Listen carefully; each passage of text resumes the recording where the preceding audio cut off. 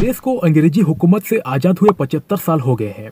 इस मौके पर पूरे देश ने आज़ादी का अमृत महोत्सव मनाया। इन 75 सालों में भारत फास्टेस्ट ग्रोइंग इकोनॉमी वाला देश बन गया है।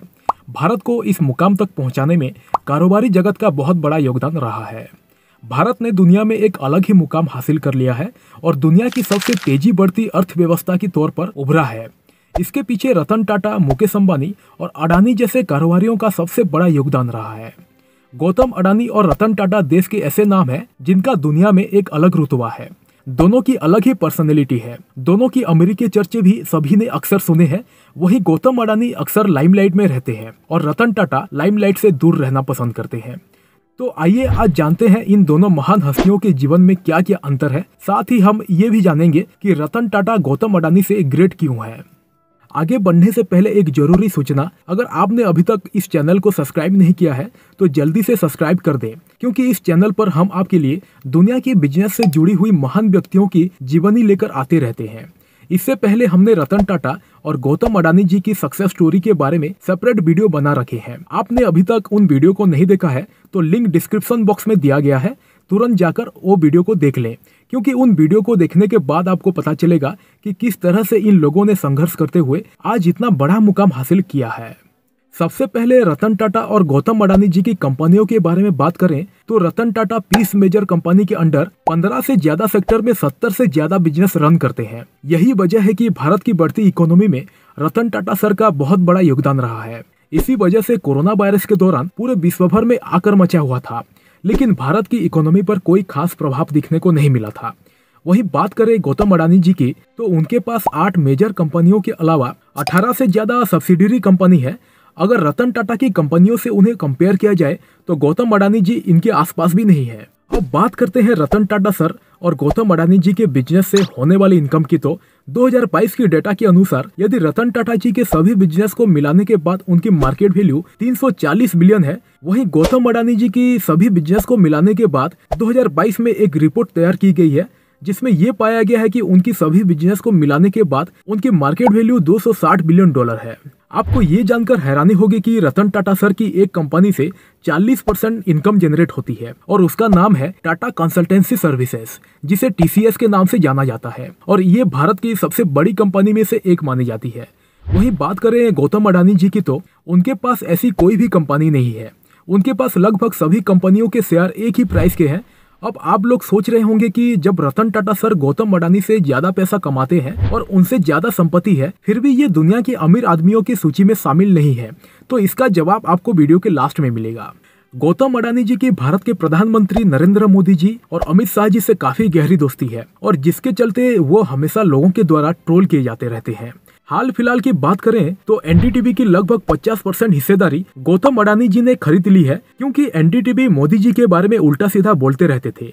वही रतन टाटा सर की बात करें तो उनका किसी भी पॉलिटिकल पार्टी या फिर किसी पॉलिटिकल लीडर से कोई डायरेक्ट कनेक्शन नहीं है। वो हमेशा से ही सादा जीवन, उच्च विचार वाले व्यक्ति हैं। इसके अलावा आपको भारत में ऐसा ही कोई व्यक्ति मिलेगा जो रतन टाटा सर के बारे में आपको बुरा भला कहेगा, क्योंकि आज तक उन्होंने अपने जीवन में ऐसा कोई भी काम नहीं किया है जिसकी वजह से लोग उन्हें ट्रोल कर सके।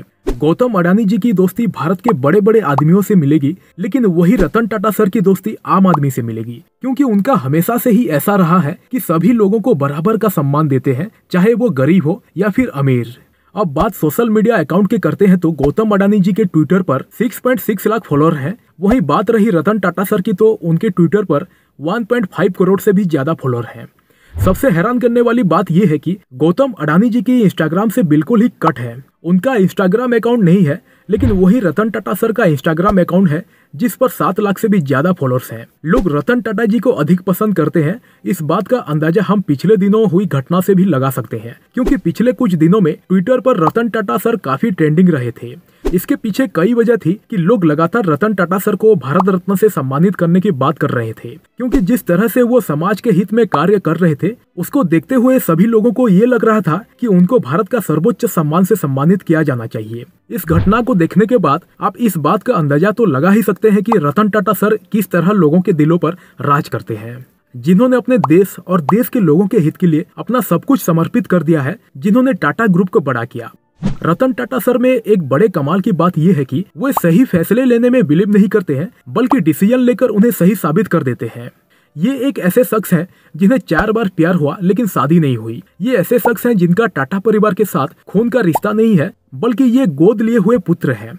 ये ऐसे शख्स हैं जिन्होंने अपने राज में टाटा को शिखर पर पहुंचा दिया। ये एक ऐसे शख्स हैं जो अलग मिट्टी के बने हैं। इन्हें बिजनेसमैन कहें, देशभक्त कहें, दानवीर कहें या सफल बिजनेसमैन, ये आप ही डिसाइड करें। ये अपने प्रॉफिट का 66% तक दान कर देते हैं। ये एक सक्सेसफुल बिजनेसमैन होने के साथ साथ एक बेहतरीन इंसान भी है। देश पर कभी भी कोई भी आपदा आई है तो दानवीर ने दिल खोलकर पैसा दान किया है।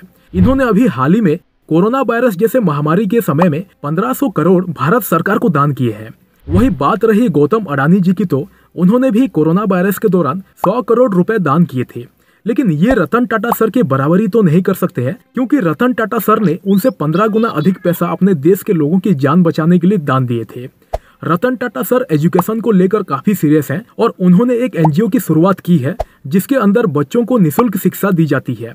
इनमें केवल वही बच्चे पढ़ पाते हैं जिनके माता पिता नहीं है या फिर जो आर्थिक रूप से पढ़ पाने में असक्षम रहते हैं। आप लोगों के मन में एक सवाल जरूर आ रहा होगा कि रतन टाटा सर के पास इतनी अधिक संपत्ति है, लेकिन फिर भी ये दुनिया के सबसे अमीर व्यक्तियों की लिस्ट में क्यों नहीं आते हैं। तो दोस्तों, इसका जवाब शायद ही आपको मिल गया होगा, क्योंकि जो व्यक्ति अपने इनकम का 70% तक दान दे देता है तो वो कहां से अमीर व्यक्तियों की सूची में शामिल होगा। रतन टाटा सर की यही महानता उन्हें आज एक सक्सेसफुल बिजनेसमैन के तौर पर उभार कर लाई है। रतन टाटा सर चाहे तो एक लग्जरी लाइफ जी सकते हैं जैसा दूसरे बिजनेसमैन जीते हैं, लेकिन उनका हमेशा से ही एक उद्देश्य रहा है कि सादा जीवन उच्च विचार। ऐसे बहुत सारे मूवमेंट आए थे जब रतन टाटा सर को शर्मिंदगी का सामना करना पड़ा था, लेकिन उन्होंने किसी को भी सामने से जवाब नहीं दिया, बल्कि खुद को इतना काबिल बनाया कि सामने वाले को खुद जवाब मिल जाए। रतन टाटा सर इतने महान इंसान हैं, इसीलिए उनके लिए एक शायरी तो बनती है।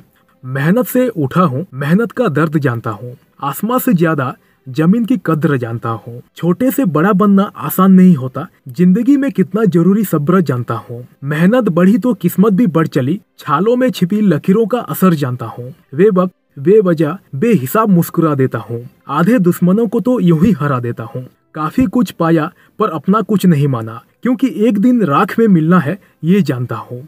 धन्यवाद।